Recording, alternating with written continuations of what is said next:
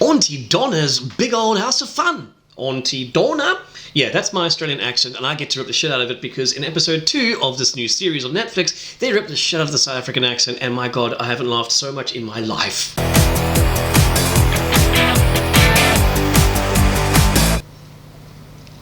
Yeah, so you can tell that I'm a fan. I really enjoyed Aunty Donna's Big Old House of Fun. As I mentioned, it's just landed on Netflix. There are 6 episodes. They are 20 minutes plus minus each.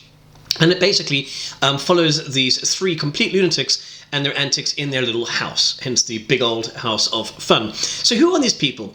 Well, I had never heard of them, to be completely honest with you. That's how far removed I am from reality, apparently.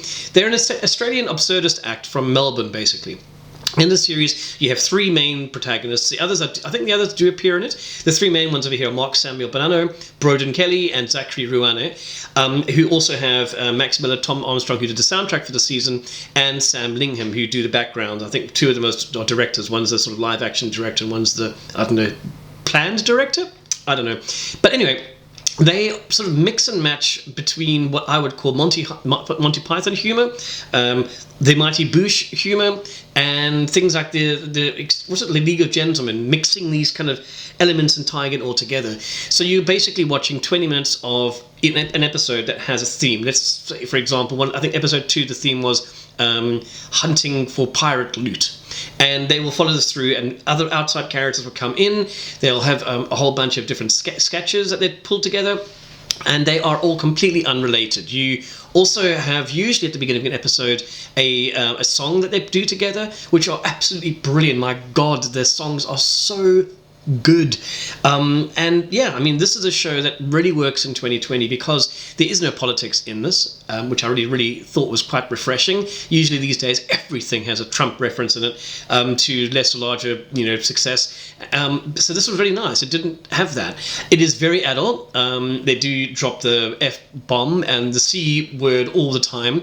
And like I say, the humor in this is hysterical because it plays on subverting your expectations. Like one of the characters is talking to another one, is like, don't be a cunt, but you're expecting him to say square. So they play with things like this all the time, and it's very, very well done. I would say 7 times out of 10. You see, the thing about this, along with shows like Monty Python, is that for me, some of the things just don't land, and maybe it's just because of my humor or the way I am. The majority of things in this did land pretty goddamn well, but some things just didn't.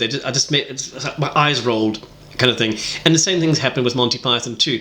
And okay, Monty Python has more of an excuse because it is 5 decades old, and a lot of those jokes were pretty topical. I don't think too many of the jokes in this on Big Old House of Fun were that topical. As I mentioned, they don't exactly include a lot of politics in it, but yeah, they did play with a lot of the sort of walk-on cameos were brilliant in this. For example, I was going to try and find the list of it here of who was in this. So you had well, for starters, you had Ed Helms in it. I think he's also one of the producers of the show.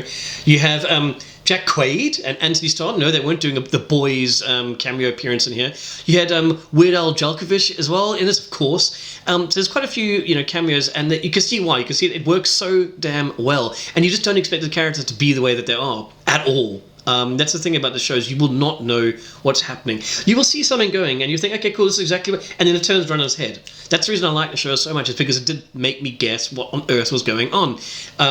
So yeah, this to me is a great deal of fun. It really, really is. They also get progressively crazier as they go along. You can see that Netflix are like, you guys can do what you want, but we recommend that maybe the first episode isn't too insane, otherwise people won't watch it. So it's kind of like a funnel towards hellish madness. And I really enjoyed the fourth wall breaking, which was very, very often. Again, much like the other shows that I've mentioned, in this there's a particular scene where they literally point out that there's an audience. It's filmed in front of a live audience, but they've realized now that no one's laughed. It's the entire, I think 4 or 5 episodes, 6 episodes in. And that kind of thing really tickles me. I love that kind of thing. The main team in this are really great. The chemistry between them, you can see, is real. It's totally legit. They had me crying with laughter. I'm not kidding. I have a neighbor next door who mentioned recently that the walls are not particularly thin. I had to cover my mouth with a pillow just to make sure that I didn't get letters of complaint under the door, because it literally cracked me. This was the kind of show that you have a couple of joints and you watch and you're probably going to wake up in the hospital. It is that mad. And I think sometimes, like I say, that madness, you need that extra little push maybe to enjoy the other 30%, which I didn't really. As I mentioned, there's a couple of scenes which are just silly to me, you know, like having someone dressed up as a son running around pushing people over, kind of remind me of Teletubbies. But yeah, I'm sure there's people out there that like that kind of madness. It does have a lot of student humor in this too, which I can appreciate. I'm not that old yet. And for me, this was really refreshing. It was like a balm in 2020. And as I mentioned, I don't know if I mentioned in this cut, I'm not sure, but the Reddit fans out there are pretty hectic. They really love this team or group. They have hundreds of thousands of followers, I think 320,000, 350,000 on YouTube with over 20 million views, and quite a few thousand like 15,000 regular fans on Reddit who pursue these guys relentlessly. So if you guys happen to see this and you don't like this, I'm really sorry. Deal with it. But anyway, for me, this is an 8 out of 10. 10 out of 10. Not many things get a 10 out of 10. This is an 8 out of 10 show to watch because it is needed in a time like this.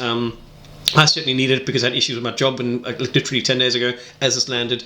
And yeah, I'm hoping that Netflix will greenlight more of this because we really need more silliness sometimes without having politics pulled and woven into it. Catch you guys later.